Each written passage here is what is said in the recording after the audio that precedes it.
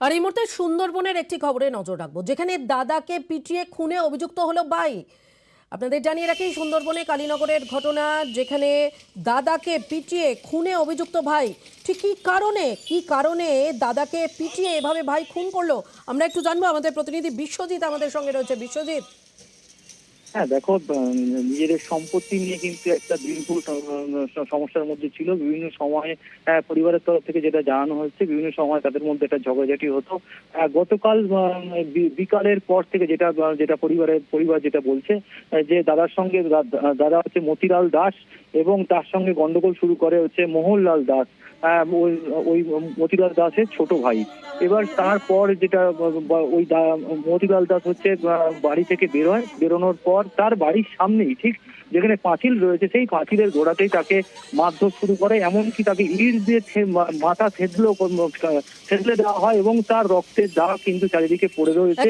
এমনটা কিন্তু সকালবেলা দেখা যাচ্ছে। স্থানীয় বাসিন্দারা তারা ঠিক কি বলছেন, আমরা একবার একটু শুনবো।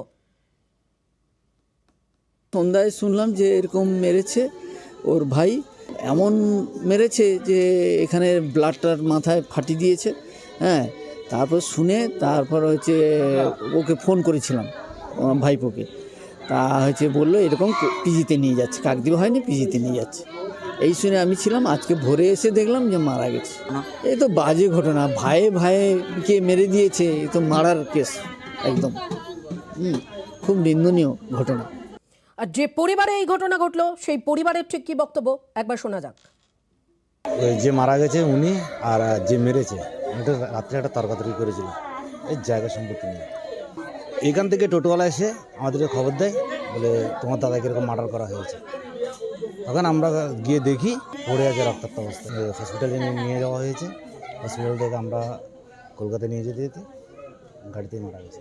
জায়গা সম্পত্তি নিয়ে আমাদের একটু বিবাদ চলছিল। আমরা 5 জন যদি এক কথা বলি, ও এক কথা বলতো। এই ভদ্রবোধ আগের মাথায় ও খুন করে ফেলেছে, মার্ডার করেছে।